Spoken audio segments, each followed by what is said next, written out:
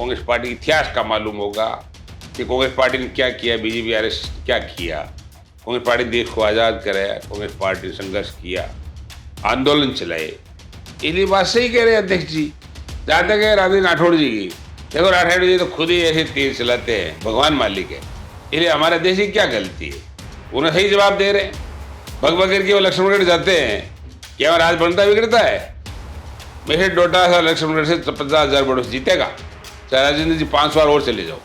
नहीं, अभी तो एक क्या फायदा है? बड़ा चेहरा उनके पास आया है, महरिया जी का चेहरा बीजेपी में। महरिया जी कभी कांग्रेस बीजेपी में, कभी निर्दलीय, कभी कांग्रेस। क्या चेहरा है? चेहरे थे, कोई जमाने में था। राजस्थान में एक पार्टी और है, आरएलपी, हनुमान बेनीवाल की पार्टी, जो लगातार उपचुनाव में अपना अच्छा प्रदर्शन उन्होंने करके दिखाया। सुजानगढ़ में भी आपको टक्कर में रही वो पार्टी, रतनगढ़, सड्डा शहर में भी वो टक्कर में रही चुनाव में। क्या लगता है कि इन चुनाव में थर्ड फ्रंट का कोई विकल्प है या फिर भाजपा कांग्रेस पे ही? और 2013 में मैंने टिकट मांगा रतनगढ़ से, कांग्रेस पार्टी ने मुझे टिकट दिया, चुनाव लड़ा, मुकाबला कड़ा हुआ, लेकिन मोदी लहर होने के कारण से चुनाव में कामयाब नहीं हो सका। और फिर पार्लियामेंट में सुपड़ा साफ हो गया सब। वरिष्ठ होने के बावजूद भी इतनी ताकत, और यहाँ की जनता तो ये कहती है कि आप हिचकते नहीं है, मतलब किसी भी मुद्दे के लिए अगर आपके पास कोई लोग आता है, किसी अधिकारी को फोन करना होता है, तुरंत उस अधिकारी को फोन। ऐसा हुआ कि आपके पास कोई ऐसा काम लेके आ गया हो जो आपको लगता हो ये सही नहीं है, तो आपने मना कर दिया होगी ये गलत काम?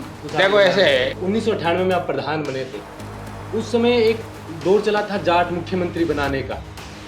क्या राजस्थान प्रदेश की जनता कभी जाट मुख्यमंत्री राजस्थान में देख पाएगी? आपको क्या लगता है ये समीकरणों? देखो ऐसा है, कोई भी चीज असंभव नहीं, कोई असंभव नहीं है कि जाट मुख्यमंत्री नहीं बने, ये कभी भी हो सकता है। नतीजा था कि मुख्यमंत्री अशोक गहलोत उस वक्त बन गए थे क्योंकि वो दौर चल रहा था। भाई उसमें वो दौर चल रहा था, कुछ एमएलए पक्ष में थे, हाईकमान की इच्छा थी, वो बन गए। उसके बाद 5 साल उन्होंने भी अच्छा काम किया। भाई राजनीति एक कौम से तो चलती नहीं, सही बात। ये तो 36 कौम से चलती है, चलना पड़ेगा। आपके साथ तो ये टैगलाइन चली है रतनगढ़ के अंदर की, अगर यहाँ पे जाट अगर किसी को टिकट दे दिया तो ये तो लूट लेंगे, खा जाएंगे रतनगढ़ को, ऐसा मतलब। ये कुछ ऐसे लोग जो असफल प्रयास हैं, ऐसे लोग जो यहाँ व्यवस्था कायम नहीं होने देते हैं, ऐसे लोग जो जनहित में काम नहीं करना चाहते, ये किसी भला नहीं करना चाहते, फिर के बाद लोग होते हैं। उसके बाद में जनता में इतना बड़ा असंतोष हुआ रतनगढ़ विधानसभा में कि आम जनता ने 7 दिन तक घेराव कर लिया कि आपको चुनाव लड़ना है। फिर मैंने मानस बना लिया, चुनाव लड़ते हैं, जनमानस का सम्मान करना बहुत जरूरी है। चुनाव बहुत जबरदस्त हुआ, काफी वोट आए आपके। क्या उस वक्त बीजेपी या किसी अन्य पार्टी का आपके पास ऑफर आया था कि भाई आप? उस टाइम में की परिस्थितियां है, ऑफर आए, लेकिन मैंने उस टाइम में उनको स्वीकार नहीं किया, साफ मना कर दिया? मना कर दिया मैंने, साफ मना कर दिया। ऑफर आए मेरे पास, कई में आए, लेकिन मैंने मना कर दिया। मैंने कहा हम इंडिपेंडेंट चुनाव लड़ेंगे, जनता का आए। मैंने यही बात कही कि भाई अपन कांग्रेस ही हैं, कांग्रेस में रहेंगे, जीतेंगे तो भी कांग्रेस में, हारेंगे भी कांग्रेस में हैं, अपना सिद्धांत है कांग्रेस के। भंवर जाल में फंसे हुए हैं, 3 भंवरलाल हैं, एक भंवरलाल शर्मा, एक भंवरलाल पुजारी और एक मास्टर भंवरलाल। तीनों आपके राजनीतिक रूप से विरोधी रहे हैं, या ये यूँ कह सकते हैं कि आप इनके विरोधी रहे हैं। अब क्या लगता है कि अब की बार जो मौका अगर जनता ने आपको दिया तो किन मुद्दों को लेकर अहम? देखो ऐसा है कि जनता ने मेरे को मौका दिया तो निश्चित तौर से मैं सबसे पहले इस रतनगढ़ नगर पालिका में पानी और गंदे पानी की निकासी की पुख्ता व्यवस्था करूंगा, ओवरब्रिज बनाने की बात करूंगा, ठीक है, और इसके अलावा राजल देसर को सब डिवीजन बना करेंगे और पंचायत समिति बनाने की बात करूंगा। और कृषि मंडी में नहीं है हमारे यहाँ, ऑफिस जरूर है लेकिन यार्ड नहीं है। कृषि मंडी हमारे किसानों के लिए यार्ड की व्यवस्था करूंगा, जिसमें सरकार की खरीद पर उनका अनाज खरीदा जा सके। नमस्कार, मैं जय कुमार, आप देख रहे हैं बोल हिंदुस्तान। बोल हिंदुस्तान की चुनावी यात्रा शुरू हो चुकी है, और जैसा कि हमने आपको बताया कि चुनावी यात्रा में हम आपके गांव ढाणी शहर में जाएंगे और उन नेताओं से भी बात करेंगे जो आपके हिस्से के सवाल मुद्दे उठाते हैं, सरकार में रहते हुए, विपक्ष में रहते हुए, सत्ता में रहते हुए। तो आज आप पहुंचे हैं चूरू जिले की रतनगढ़ विधानसभा में, और हमारे साथ एक ऐसी शख्सियत है जो किसी परिचय की मोहताज नहीं है। राजनीति का लंबा अनुभव इन्हें है और काफी अनुभव के साथ साथ जनता के बीच लगातार कई वर्षों से ये कार्य कर रहे हैं। पूसाराम जी गोदारा आज हमारे साथ हैं। सबसे पहले गोदारा साहब, आपका बोल हिंदुस्तान में स्वागत है। हम यही जानना चाहेंगे, जैसे कि आज हम चुनावी यात्रा में आपके विधानसभा रतनगढ़ में पहुंचे, आपके सफर के बारे में थोड़ा सा हमें आप बता दीजिए कि कैसे आपकी राजनीतिक सफर की शुरुआत हुई, कैसे आपके जहन में आया कि जनता की सेवा करने के लिए मैं राजनीति का ये माध्यम चुनूंगा। ऐसा है कि मैं 1982 में एलएलबी फाइनल किया। जी उस टाइम में एलएलबी के दौरान यूनिवर्सिटी में जब पढ़ता था तो ये मेरे दिमाग में आई, लोगों की स्थिति को देख करके, कि यार लोगों की सेवा करनी चाहिए, राजनीतिक माध्यम से भी करनी चाहिए, सामाजिक माध्यम से भी करनी चाहिए, और आम जन में एक आवाज़ बन कर के एक क्षेत्र में, समाज में विकास की नई आयाम स्थापित करने के लिए अपना कुछ कर गुजरना चाहिए। इसी बात को लेके मेरे मन में आई और मैंने 83-84 में लॉ करने के बाद मैंने वकालत शुरू की सुजानगढ़ से, और 1988 में गांव वालों ने मुझे सरपंच बना दिया। उस टाइम मेरी उम्र कोई 25 से 30 के बीच थी। ठीक है। लगातार मैं वहाँ सरपंच एक बार चुनाव लड़ा, लगातार रहा, और 1995 में वकालत करने के दौरान मैंने पंचायत समिति चुनाव लड़ाया और पंचायत समिति सुजानगढ़ का उप प्रधान बना जी। निर्विरोध। अच्छा, निर्विरोध उप प्रधान बन गया जी। और उसके बाद लगातार लोगों की सेवा भी की, वकालत भी की, और हर माध्यम से आम जन की आवाज़ बन कर के शासन और प्रशासन में काम किया। और उस दौरान मेरे को ब्लॉक कांग्रेस कमेटी का अध्यक्ष भी बना दिया गया सुजानगढ़। और उसके बाद मैं 1998 में पंचायत समिति का प्रधान निर्वाचित हुआ। 98 में जब मुख्यमंत्री गहलोत जी थे, उस टाइम मुख्यमंत्री हमारे लोकप्रिय मुख्यमंत्री अशोक जी गहलोत मुख्यमंत्री थे, और मैं प्रधान से प्रधान बन गया, और फिर मैं प्रधान रहा 2000 तक। फिर 2000 में जनरल आम चुनाव हुए तो महिला सीट आ गई, तो मेरी धर्मपत्नी नानूदेवी गोदारा प्रधान बनी भारी बहुमत से, और 2005 तक हो रही। उसके बाद में 2005 में फिर चुनाव हुए तो मैंने भी चुनाव लड़ा और भारी बहुमत से मैं खुद प्रधान बना जी। और 2010 तक मैं खुद प्रधान रहा। ठीक है। जम करके क्षेत्र का विकास किया। आज जो विधानसभा रतनगढ़ है मेरी, इसमें 16 पंचायत और एक छापर नगर पालिका भी उस टाइम मेरे प्रधान काल में मेरे अधीन थी, और जम करके काम किया। गांव ढाणी को सड़क से जोड़ा, ग्रेवल से, और हर शमशान घाट को पानी चार दीवारी से जोड़ा, हर स्कूल की चार दीवारी पानी से नलों से जोड़ा, और पंचायतों का इंफ्रास्ट्रक्चर डेवलप किया जी। और पंचायत समिति को एक स्मार्ट पंचायत समिति के रूप में किया गया। और फिर चुनाव 2010 में मेरी धर्मपत्नी फिर नानी देवी गोदारा भारी बहुमत से प्रधान चुनी गई जी। और उनको 2012 में पंचायती राज महिला सशक्तिकरण में पूरे राजस्थान में पहला स्थान प्राप्त हुआ, जिसको पंचायती राज सम्मान सशक्तिकरण, महिला सशक्तिकरण, पंचायती राज सशक्तिकरण का इनाम ऑल इंडिया कांग्रेस विज्ञान भवन में हमारे देश के तात्कालीन प्रधानमंत्री और पंचायती राज मिनिस्टर उस टाइम मनमोहन सिंह जी प्रधानमंत्री थे, उनको सम्मानित किया। और फिर 2013 के प्रारंभ में हमारे लोकप्रिय मुख्यमंत्री अशोक जी गहलोत ने भी महिला सशक्तिकरण और पंचायत समिति सुजानगढ़ सशक्त विकास में पंचायत राज में आगे रही तो उनको सम्मानित किया गया। 13 में और 2013 में मैंने टिकट मांगा रतनगढ़ से, कांग्रेस पार्टी ने मुझे टिकट दिया, चुनाव लड़ा, मुकाबला कड़ा हुआ, लेकिन मोदी लहर होने के कारण से चुनाव में कामयाब नहीं हो सका। पूरे राजस्थान में इसका प्रभाव देखने को मिला और पूरे राजस्थान में 21 सीट आई, प्रभाव क्या, दिग्गज हार गए, और फिर पार्लियामेंट में सुपड़ा साहब हो गया, 25 की 25 सीटें चली गई। 25 सीटें चली गई। फिर लगातार 5 साल तक कांग्रेस पार्टी के हर कार्यक्रम में रतनगढ़ विधानसभा में किए, बहुत से किसानों के लिए आंदोलन किया, भारतीय जनता पार्टी घुसाए के खिलाफ बहुत आंदोलन किए सड़कों पर, जो भी ऊपर से पार्टी ने प्रोग्राम दिए उन्हें किया, दिल्ली में जयपुर में रैलियां की, सब काम किए हमने। बिल्कुल। गोदार साहब, जैसे आप सरपंच से आपकी शुरुआत हुई राजनीतिक करियर की, आपने सोचा कि जनता के हितों के लिए मैं राजनीतिक माध्यम चुनूँ। लेकिन लोग आज भी आपको प्रधान जी कहकर बुलाते हैं। इसके पीछे क्या किस्सा है? मतलब लोग ये टैग आपको कैसे दे दिया कि लगातार प्रधान रीजन ये है कि लगातार मैं 2 बार, 1 बार उप प्रधान रह लिया, 2 बार प्रधान रह लिया, मेरी धर्मपत्नी 2 बार प्रधान रह ली। लगातार 25 साल तक पंचायती राज में एक छत्र पदस्थ रह करके जनता की सेवा की, इसलिए एक वो ट्रेंड हो गया कि प्रधान जी के नाम का, तो सर अभी प्रधान है। बिल्कुल। अब आप 2013 में जब कांग्रेस ने आप पर विश्वास जताया और विधानसभा की टिकट आपको रतनगढ़ से दी, आपने बताया कि मोदी लहर के चलते पूरे राजस्थान में इसका असर देखने को मिला। लेकिन 2018-19 में जब चुनाव विधानसभा के हुए थे, तब आपकी टिकट काट ली गई। उस दौरान आप निर्दलीय चुनाव मैदान में आए और उस दौरान एक बात कही थी कि अगर मैं जीत भी जाऊं तो मैं कांग्रेस में जाऊंगा, बीजेपी या अन्य किसी पार्टी या संगठन में मैं नहीं जाऊंगा। क्या बातचीत हुई, क्या हुआ है उस दौरान की टिकट? देखो, उस टाइम में मेरी एन वक्त पर टिकट काटी गई और कुछ विशेष परिस्थितियों में कुछ राजनीतिक दांवपेच के चलते हुए मुझे टिकट काट दी गई। उसके बाद में जनता में इतना बड़ा असंतोष हुआ रतनगढ़ विधानसभा में कि आम जनता ने 7 दिन तक घेराव कर लिया कि आपको चुनाव लड़ना है। फिर मैंने मानस बना लिया चुनाव लड़ते हैं, जनमानस का सम्मान करना बहुत जरूरी है।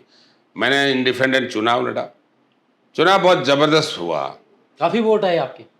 60 और 62 हजार वोट मेरे लेकर के, और बीजेपी को कड़ी टक्कर दी और मात्र 7 साढ़े 7 हजार वोट से चुनाव हारा। हालांकि जमा हमारा कांग्रेस यहाँ 3 नंबर पर रही उस टाइम में, और पुजारी भवनलाल पुजारी जो टिकट दिया था वो करीब 20-21 हजार वोटों में ही सीमित हो गए और बड़ा कड़ा मुकाबला हुआ। लेकिन उस टाइम में कई परिस्थितियां हो गई, टिकट नहीं था। लेकिन हालांकि मैंने यही बात कही कि भाई अपन कांग्रेस ही हैं, कांग्रेस में रहेंगे, जीतेंगे तो भी कांग्रेस में, हारेंगे भी कांग्रेस में हैं, अपना सिद्धांत है कांग्रेस के। क्या उस वक्त बीजेपी या किसी अन्य पार्टी का आपके पास ऑफर आया था कि भाई आप? उस टाइम में की परिस्थितियां है, ऑफर आए, लेकिन मैंने उस टाइम में उनको स्वीकार नहीं की, साफ मना कर दिया? मना कर दिया मैंने, साफ मना कर दिया। ऑफर आए मेरे पास, कई में आए, लेकिन मैंने मना कर दिया। मैंने कहा हम इंडिपेंडेंट चुनाव लड़ेंगे, जनता का आए हमें, या तो कांग्रेस में रहेंगे या कांग्रेस में रहेंगे, इंडिपेंडेंट चुनाव लड़ेंगे, गलती का एहसास करेंगे। ठीक है। आप रतनगढ़ में विधानसभा की तैयारी कर रहे हैं, लेकिन सुजानगढ़ को भी आप काफी प्रभावित करते हैं। सुजानगढ़ वैसे मेरा जन्म स्थल और कार्य क्षेत्र भी रहा है, और रतनगढ़ भी मेरा, वैसे रतनगढ़ और सुजानगढ़ मिलके विधानसभा बनी हुई है। बिल्कुल। 1 लाख वोट सुजानगढ़, मेरी पंचायत समिति प्रधान के टाइम के भी 1 लाख वोट सुजानगढ़ के रतनगढ़ में। उस दौरान यहाँ की जनता कहती है कि पूसाराम गोजारा पे भंवर जाल फंसा हुआ, भंवर जाल में फंसे हुए हैं। 3 भंवरलाल हैं, एक भंवरलाल शर्मा, एक भंवरलाल पुजारी और एक मास्टर भंवरलाल। तीनों आपके राजनीतिक रूप से विरोधी रहे हैं, या ये यूं कह सकते हैं कि आप इनके विरोधी रहे हैं। क्या बातचीत हुई कि तीनों के तीनों से आपकी नहीं? ऐसा है कि मास्टर भंवरलाल और हम 25 साल तक साथ रहे, बहुत अच्छी दोस्ती थी। कई परिस्थितियां कारणों से खिलाफ हो गए, अगर कोई मतभेद हो गए दोनों के, और उस कारण के खिलाफ रहे। भंवरलाल शर्मा का कोई ठीक है, वो अपने हिसाब से थे, लेकिन कास्टिज्म फैक्टर के हिसाब से वो मानस उनके खिलाफ। भंवरलाल पुजारी का जहां तक मतलब है, उनका कोई जनाधार नहीं था, लेकिन वो हमारे साथ थे पहले। लेकिन उनके बारे में ज़्यादा इसलिए नहीं कहना चाहता कि उस टाइम कोई जमाने मास्टर भंवरलाल जी और हमने उसको देख बनाया था और लगातार देख रहे, और फिर बाद में ये इन्होंने एक बार टिकट ले आए और लेकर के कौन सी जमानत जब्त करा दी, खुद की जमानत जब्त हो गई। उसके बाद में उनकी क्या नीति है, क्या रणनीति है, ये जाने, उनका काम जाने। लेकिन वो उसमें कोई सफल राजनीति की मामला नहीं है। राजनीति में ऐसे तीर छक्के नहीं होते हैं, जनता का पार्टी सिद्धांतों का ध्यान रखना पड़ता है, इसलिए ऐसे सब चलते रहते हैं। फिर आपकी सुलह कैसी हुई? आपने उपचुनाव में, अगर वहाँ बिना किसी शर्त के आप उनके बेटे के साथ उपचुनाव में लग गए? ऐसा है, यही कोई लंबी जोड़ी बात भंवरलाल जी और हमारे बीच नहीं थी जी, वक्त की बातें थी। थोड़े समय के लिए गुरु चेले आम शाम हुए, वो इस दुनिया से चले गए। उसे परिवार से, भाई मनोज से तो कोई हमारी कभी दुश्मनी थी नहीं। वो हमेशा में व्यक्तिगत, हम आमने सामने रहते तो भी व्यक्तिगत हमारे से हमारा उनका प्रेम था। इसलिए हमने पूरी ताकत के साथ, माननीय मुख्यमंत्री जी, हमारे डोडासा जी और हमारे सब कार्यकर्ता और मेरे खुद के दिल से हमने कांग्रेस का सपोर्ट करके भाई मनोज को चुनाव जिताया, क्योंकि उस परिवार से, मनोज और उसके परिवार से कोई हमारा कोई व्यक्तिगत न दुश्मनी है न कोई राजनीतिक दुश्मनी। वो थोड़ा राजनीतिक मतभेद था, वो उनका सुलह हो मतभेद गई। था, हम गुरु चेले का था, उस दुनिया में चले गए, उसके बाद मतभेदों को मतलब खत्म।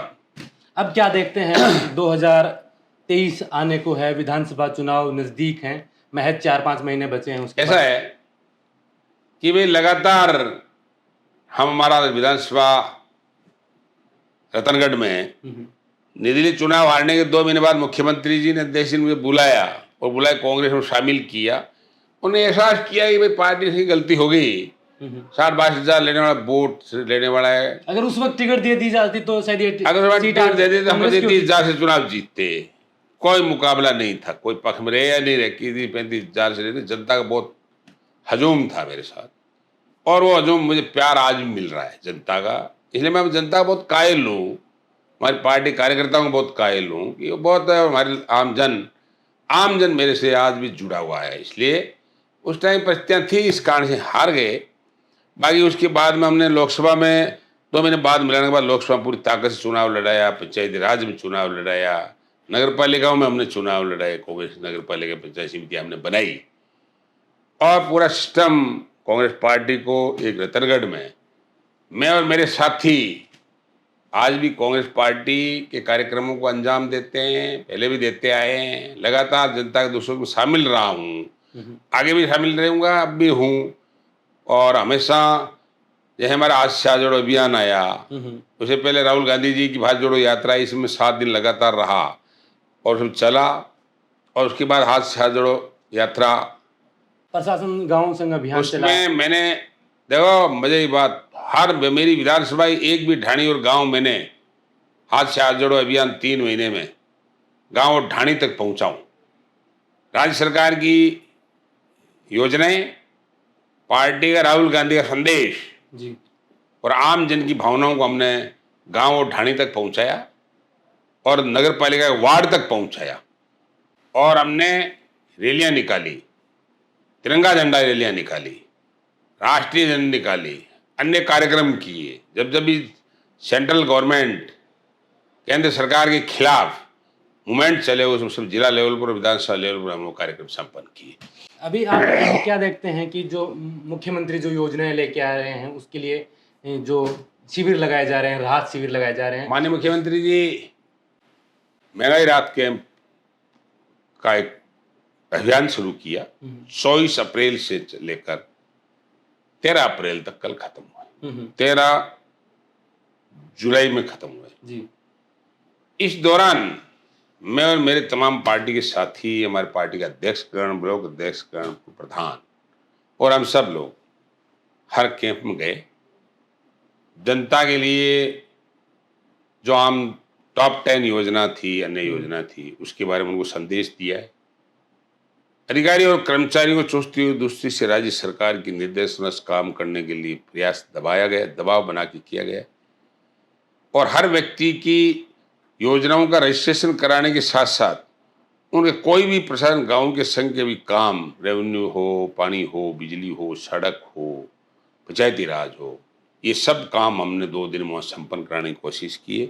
और मैं समझता हूँ मेरी विधानसभा में 45 पंचायतें, उनमें से मैं 43 ग्राम पंचायतों के कैंपों में गया। 45 में से 43 आपके रिकॉर्ड कायम किया है। वरिष्ठ होने के बावजूद भी इतनी ताकत, और यहाँ की जनता तो ये कहती है कि आप हिचकते नहीं है, मतलब किसी भी मुद्दे के लिए अगर आपके पास कोई लोग आता है, किसी अधिकारी को फोन करना होता है, तुरंत उस अधिकारी को फोन मिला देते हैं। देखो, हम निष्पक्ष रूप रखते हैं।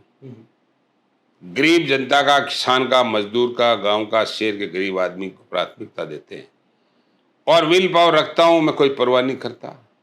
मैं हार्ड ऑनेस्ट व्यक्ति हूं, मैंने कहीं से पैसा नहीं लिया। अधिकारियों से जनता का काम कराना मुझे कोई सही नहीं होती है। मैं बहुत स्पष्टवादी हूँ, निर्दय स्पष्ट कहता हूँ कि ये जायज काम है, इनका होना चाहिए। यदि बार बार चक्कर नहीं काटे, हमारी सरकार का संदेश भी गलत जाता है, हम लोगों को गलत जाता है, कि हम कभी परवाह नहीं करते। जायज काम के लिए कभी परवाह नहीं करते। कभी ऐसा हुआ है कि आपके पास कोई ऐसा काम लेके आ गया हो जो आपको लगता हो ये सही नहीं है, तो आपने मना कर दिया होगी, ये गलत काम? देखो, ऐसे है कि जनहित के खिलाफ कोई भी बात आई, हम्म, जनहित के खिलाफ कोई भी बात आई जिससे आम जन को नुकसान होने वाला है, ऐसा इश्यू है, हम्म। उसकी मैंने प्यार से मना कर दिया।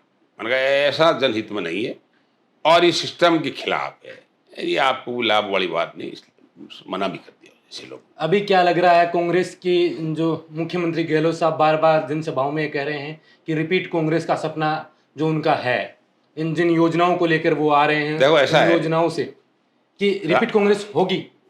राजस्थान में माननीय मुख्यमंत्री जी लगातार वो भी 2.5 महीने तक हम्म, कैंपों में और जनता के बीच खूब घूमे हैं। हम्म, हमारे प्रदेश अध्यक्ष आदरणीय गोविंद सिंह डोटासरा भी खूब घूमे। हम्म, माननीय मुख्यमंत्री जी ने सब जगह कहा है कि हमारी सरकार रिपीट होगी, हमने ऐसे ऐसे काम किए हैं, मुख्यमंत्री चिरंजीवी योजना है, हमने ऐसे काम भी किए हैं कि हमारे पशुधन कामधेनु बीमा योजना है, हमने ऐसे काम भी किए हैं कि भी हमारे किसानों के, गरीब के, मजदूर के, आम आदमी की बिजली माफ भी की है 100 यूनिट तक।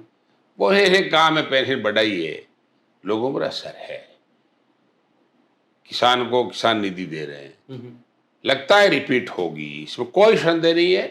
बात मुख्यमंत्री बहुत सही कह रहे हैं, लेकिन इसमें एक बात है कि आम जन के लिए भावनाओं के मुताबिक अगर कांग्रेस ने बड़ी सिस्टम से टिकट दे दिया और वास्तव में जीतने वाले व्यक्ति को और पूरे सर्वे के बाद में अगर सिस्टम से टिकट दे दिया तो राजस्थान में कांग्रेस को रिपीट होने से कोई नहीं रोक सकता। क्या लगता है अगली बार कितनी सीटें आ जाएंगी आपके हिसाब से, अगर राजस्थान की बात करें? देखो अभी सीटों के बारे में ये तो खुल के नहीं कह सकता, लेकिन आपका अंदाजा क्या कहता है? लेकिन हमें 120 से पार, 120 सीटों से पार। लेकिन आपके जो पार्टी के अंदर जो अंतरकलह चल रही है सचिन पायलट और मुख्यमंत्री अशोक गहलोत के लेकर, काफी बार कई प्रकरण भी हुए हैं, कई बार सरकार होटलों में हुए हैं, बिल्कुल हुए हैं, इसमें कोई शक नहीं, लेकिन वो प्रकरण हाईकमान द्वारा समाप्त कर दिए गए। और आपने परसों और कल देखा है राहुल गांधी जी समर्थन में स्टैच्यू सर्किल पर जो सत्याग्रह हुआ, उसमें एक जाजम पर थे। कल हमारे ब्लॉक अध्यक्ष के सेमिनार में एक जाजम पर थे, और अब लगातार संदेश आ रहा है कि भी हमारी जो सरकार रिपीट हो। अब आखिर ये सुलह हो गई है कि ये सचिन सुलह पायलट और अंदर खाने सुलह हो चुकी है, अब कोई कल नहीं बची है। यानी सरकार की योजनाओं को लेकर आप प्रचार करें, लोगों के बीच सरकार की योजनाओं को लेकर प्रचार करें, जो हाईकमान को मंजूर होगा वो मुख्यमंत्री बन जाएगा, मुख्यमंत्री बन जाएगा। लेकिन गोधरा साहब, जैसे 1998 में आप प्रधान बने थे, उस समय एक दौर चला था जाट मुख्यमंत्री बनाने का। क्या राजस्थान प्रदेश की जनता कभी जाट मुख्यमंत्री राजस्थान में देख पाएगी? आपको क्या लगता है इस समीकरणों देखो ऐसा है, कोई भी चीज असंभव नहीं है, कोई असंभव नहीं है कि जाट मुख्यमंत्री नहीं बने, ये कभी भी हो सकता है। एरिया कभी कोई बड़ी बात नहीं है, कब बन जाए क्या है, ये राजनीतिक परिस्थितियां हैं और ये बदलाव होते रहते हैं, ऐसी बात नहीं है। नतीजा था कि मुख्यमंत्री अशोक गहलोत उस वक्त बन गए थे क्योंकि वो दौर चल रहा था। भाई उसमें वो दौर चल रहा था, कुछ एमएलए पक्ष में थे, हाईकमान की इच्छा थी, वो बन गए। उसके बाद 5 साल उन्होंने भी अच्छा काम किया। भाई राजनीति एक कौम से तो चलती नहीं, सही बात, ये तो 36 कौम से चलती है, इसलिए खाली पर्टिकुलर कौम के नाम पर सफलता नहीं मिल सकती। संबल मिल सकता है कौम के नाम पर, लेकिन सफलता लेने के लिए 36 कौम को साथ लेके चलना पड़ेगा। आपके साथ तो ये टैगलाइन चली है रतनगढ़ के अंदर की, अगर यहाँ पे जाट अगर किसी को टिकट दे दिया तो ये तो लूट लेंगे, खा जाएंगे रतनगढ़ को, ऐसा मतलब। ये कुछ ऐसे लोग जो सफल प्रयास हैं, ऐसे लोग जो यहाँ व्यवस्था कायम नहीं होने देते हैं, ऐसे लोग जो जनहित में काम नहीं करना चाहते, ये किसी भला नहीं करना चाहते, फिर के बाद लोग होते हैं। वो एक चंद जब मैं 2013 में आया था, उस टाइम बातें थी, अरे बातें सब समाप्त हो गई। क्या बातें थी उस समय? उस टाइम कहते जाट है, वो कर देंगे, ये कर देंगे, एक पर्टिकुलर कौम से, ये खेल तमाशे हैं। सुनो, आज ये संदेश है कि जाट हो, मेघवाल हो, मोमडन हो, अदर कौम ओबीसी, मूल ओबीसी हो, बड़ी हो, सब लामबंद मेरे साथ है, कुछ ठाकरे मेरे साथ है, बिल्कुल उसी का नतीजा कि 60 नतीजा ये किसी का नतीजा 2018 मेरे 60,000 वोट आ गए। बिल्कुल। इसका मतलब ये है कि देखो उस टाइम में जाट और मोहम्मदन तो लामबंद थे 90%। इससे शेड्यूल कास्ट मेरे साथ थी, क्या बात करते हो। और उसके बाद मूल ओबीसी के कुछ बहुत से लोग थे। यानी कि राजनीतिक रूप से षड्यंत्र रचा गया था कि ये राजनीतिक रूप से षड्यंत्रकारों का काम है, जिनको हम विफल कर चुके, हमने फेल कर दिया उनको। षड्यंत्रकारी फेल, कामयाब हम ही होंगे। जनता हमारे साथ है, कांग्रेस के साथ है। अभी क्या देखते हैं यहाँ महर्षि हैं, वो विधायक हैं, जो सपने आपने रतनगढ़ के लिए देखे हैं, 2013 से आप चुनाव लड़ रहे हैं, उस समय आपके मुद्दे होते होंगे, अभी 2023 में भी आपके मुद्दे हैं। क्या लगता है कि इस वक्त जो वर्तमान में बीजेपी के विधायक, क्या ऐसा काम है जो उनको करवाना चाहिए था या नहीं करवा पाए हैं वो? अगर उनके कार्यकाल को आप नंबरों में डिसाइड देखो, इसका कार्यकाल नंबर हालांकि मैं अकेला देने वाला नहीं हूँ, जनता दे रही है जी। उन्होंने जो जो वादे किए वादों में सफल नहीं हुए, सारे वादे में फेल हुए। उन्होंने पानी की व्यवस्था के लिए बात कही थी, ड्रेनेज की बात की, सीवरेज की बात कही, सड़कों की बात की, और ब्रिज पुलिये की बातें की, बहुत सी ऐसी बातें हैं जिनमें सब में फेल हो गए। एक बात है कि आम जन के बीच रहकर इन्होंने मेरे समझ में 4.5 पौने 5 साल में कोई भी काम नहीं किया। अरे ये पता नहीं चल रहा भाई एमएलए का कि एमएलए कोटे के काम कहाँ हुए, क्या कैसे हुए। जनहित के कोई काम ही नहीं हुए एमएलए कोटे के भी। अभी कुछ दिन पहले दिखाई नहीं देते। राजलदेसर जो उप तहसील थी, और यहाँ के लोग कहते हैं क्योंकि आपकी राजनीतिक पकड़ अच्छी है और गहलोत से आपकी नज़दीकियाँ भी ठीक है, तो उसके वजह वो तहसील बन गई थी। और उन्होंने वहाँ बयान दिया था कि सरकार में तो ये तहसील नहीं बनी जाएगी, बीजेपी की सरकार आने दो तहसील बन जाएगी। लेकिन जैसे ही तहसील बनी वो फिता काटने के लिए वहाँ हाजिर हो गए। ये जनप्रतिनिधि का राजधर्म नहीं बनता है।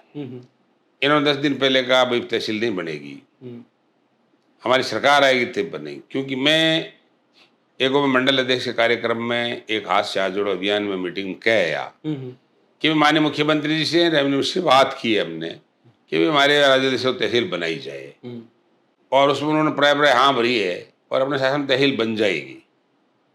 और उन्होंने मेरे 10 दिन बाद भी ये बात कही कि अभी नहीं बनेगी, राज आएगा तब बनेगी। तहसील बन गई, हमारा वीडियो वायरल हुआ, उनका भी हुआ। इसे स्पष्ट है इस प्रकार के सिद्धांतहीन राजनीति करते हैं लोग, और हमारे विधायक जी भी करते हैं। बेजा काम है ये जनता का धोखा है। जनता सब जानती है, जनता सब देख रही है। अभी कांग्रेस ने आपको नई जिम्मेदारी भी दी है और आप ही के साथी हैं, उनको जिला अध्यक्ष बना दिया गया है।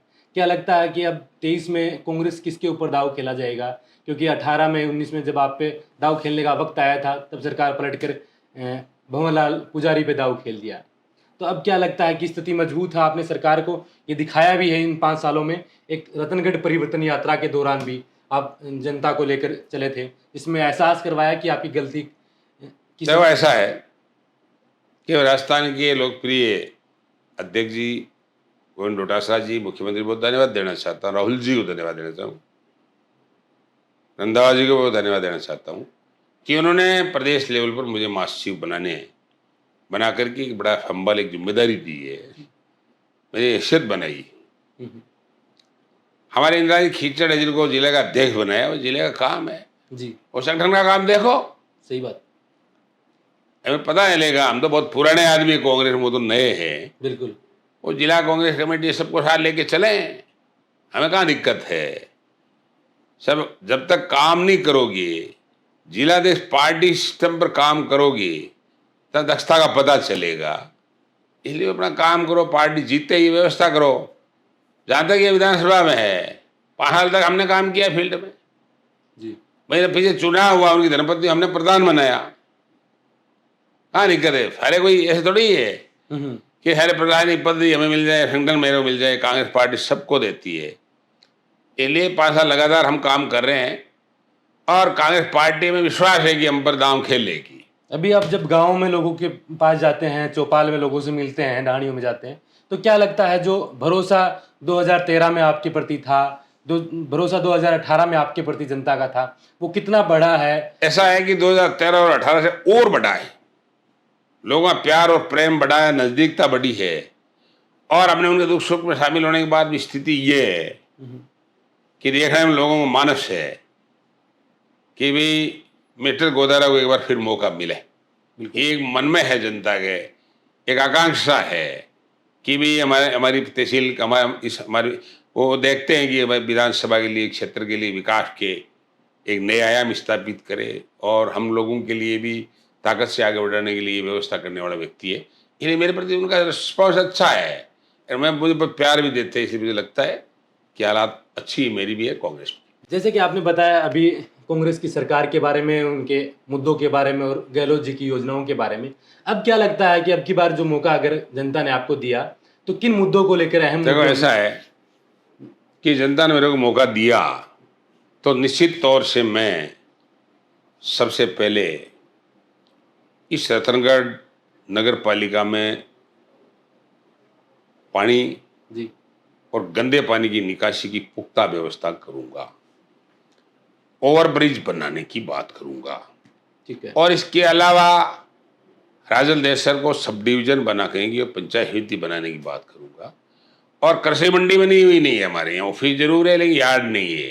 कृषि मंडी हमारे किसानों के लिए यार्ड की व्यवस्था करूंगा जिसमें सरकारी खरीद पर उनका अनाज खरीदा जा सके। और जो शेड्यूल कास्ट के लोग हैं जी उनके लिए अम्बेडकर हाउस, मतलब ये कस्तूरबा आवास स्कूलें वगैरह की व्यवस्था भी करूंगा जिससे हमारे गरीब तबके के लोग बढ़ कर के भी आगे बढ़े। इसके साथ साथ जो हमारी कॉलेज गर्ल्स है, पुरुष है, ये सब वीरान ही पड़ी है, इनमें स्टाफ नहीं है, इनकी व्यवस्था नहीं है।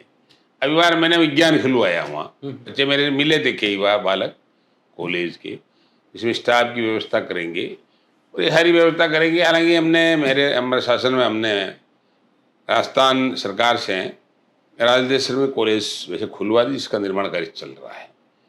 और हमारे हॉस्पिटल की थी, हॉस्पिटल हमने जिला हॉस्पिटल बना दी, इनमें थोड़ी स्टाफ की कमी है, इसको पूरा करेंगे। और इसमें साथ सामान की भी व्यवस्था नहीं हुई, करोड़ों रुपया सामान लगेगा तब जाकर के एक जिला लेवल की शानदार हॉस्पिटल बनेगी, अभी तो खुला ही है। इसमें सबसे पहले स्वास्थ्य योजनाओं को डेवलप करने के लिए करेंगे। और कई गाँव ऐसे हैं जहाँ पीएचसी नहीं खुली, हालांकि हमने पीएचसी भी खुलाई इस शासन में, सीएचसी भी मैंने खुलवाई, जिला हॉस्पिटल बनवाया, ये सब किया। अभी बार हमने कई 333 केवी के जीएसएस भी स्वीकृत कराए, जैसे दाऊसर के बतालनिया में कराया, शेला में कराया, ये मतलब इसमें जेगड़िया में आलसर और रुस्तम धोरा एक 33 केवी सब स्टेशन में मंजूर कराया। लेकिन आगे यहाँ 220 का उस लासरसर के आसपास वगैरह ये जो इरीगेटेड एरिया है या दाऊसर इधर इस एरिया में 220 का जीएसएस बना करके किसानों के सिंचित एरिया बिजली की सुदृढ़ व्यवस्था करेंगे। और जो हमारे आवारा पशु है इनसे बचने के लिए तारबंदी का काम हमारे किसानों के लिए हो रहा है। काफ़ी एक गाँव में 30-40 किसानों को स्वीकृत कर रहे हैं, उनका अनुदान बढ़ाएंगे और उनकी संख्या बढ़ाएंगे ताकि वो अपनी फसल को अच्छी तरह से ले सके और ये आवारा पशु से बच सके। ये भी हमारे मन में है कि हमारे किसान के बारे में प्रोटेक्शन करेंगे। बिल्कुल। आपके जो प्रदेश अध्यक्ष हैं इन दिनों आरएसएस को लेकर काफ़ी आक्रामक होते जा रहे हैं, आरएसएस को लेकर बयान दे रहे हैं, बीजेपी को लेकर। और आपके यहाँ क्षेत्र के चूरू जिले के विधायक हैं डोटास वो शेखावत जी, राजेंद्र राठौड़ जी, उनको लेकर भी उनकी आपसी बहस चलती रहती है, उनके ऊपर आपका क्या रिएक्शन? ऐसा है कि माननीय हमारे अध्यक्ष गोविंद सिंह डोटासरा जी बाकी में आरएसएस और बीजेपी सही बाण चला रहे, वो वास्तव में उनके कर्तव्य अच्छे नहीं है, इन्हें चलाने बहुत जरूरी है। वो पार्टी की मुखिया है, वो बिल्कुल सही स्टेटमेंट दे रहे हैं और देने भी चाहिए, जिससे कांग्रेस पार्टी के लोगों का हौसला बढ़ेगा। कांग्रेस पार्टी के इतिहास का मालूम होगा कि कांग्रेस पार्टी ने क्या किया, बीजेपी आरएसएस ने क्या किया। कांग्रेस पार्टी देश को आज़ाद कराया, कांग्रेस पार्टी ने संघर्ष किया, आंदोलन चलाए, इसलिए बात सही कह रहे हैं अध्यक्ष जी। जहाँ तक है राजेंद्र राठौड़ जी की, देखो राठौड़ जी तो खुद ही ऐसे तीर चलाते हैं, भगवान मालिक है, इसलिए हमारे देश की क्या गलती है, उन्हें सही जवाब दे रहे हैं। भग भग करके वो लक्ष्मणगढ़ जाते हैं, क्या राज बनता बिगड़ता है? मेरे डोटासरा लक्ष्मणगढ़ से 50,000 वोट जीतेगा, चाहे राजेंद्र जी 5 बार और चले जाओ।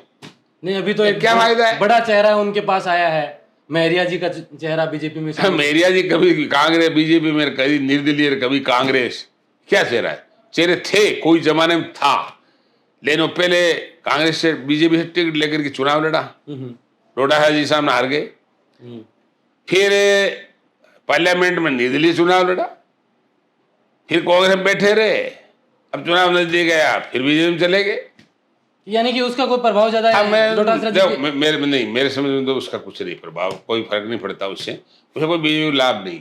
लेकिन कल जो सीकर में एक बड़ी सभा थी, मदन लाल जी की मूर्ति अनावरण था सीकर में, तब भाजपा के प्रदेश अध्यक्ष सीपी जोशी ने कहा कि कुछ समय पहले हमारी पार्टी के लिए कहा जाता था कि जिन दियों में तेल नहीं, देश चला रहा उन बस का खेल नहीं, और आज वो पार्टी विश्व में सबसे बड़ी पार्टी बनी हुई है। तो ऐसे जो कांग्रेस के नेता जो बयान देते हैं, कांग्रेस के प्रदेश अध्यक्ष जो बयान देते हैं, उनका कोई आधार नहीं है कि आरएसएस बिल में घुस जाएंगे, ये तो वक्त बताएगा। ऐसे बयान उन्होंने। खैर ये स्टेट लेवल के, पार्टी लेवल के मामले हैं, इसमें हमें ज़्यादा लेना देना नहीं है। लेकिन वो सीपी जोशी भी ऐसी बातें करते हैं, इनको मेरे समझ में पूरा कोई बीजेपी के और आरएसएस वाले इतिहास का ही ज्ञान नहीं है। इसलिए क्या हमारे अध्यक्ष जी का, हमारे सीएम के क्या जवाब देंगे? इतिहास बनते रहते। कांग्रेस ने इतिहास बनाया, कांग्रेस ने देश को आज़ाद कराया, कांग्रेस ने आधुनिक भारत का निर्माण कांग्रेस ने कराया, बहुत बड़े काम कांग्रेस ने कराए। आज सब कुछ जैसे सुई पैदा हुई जहाज पैदा हो रहे हैं।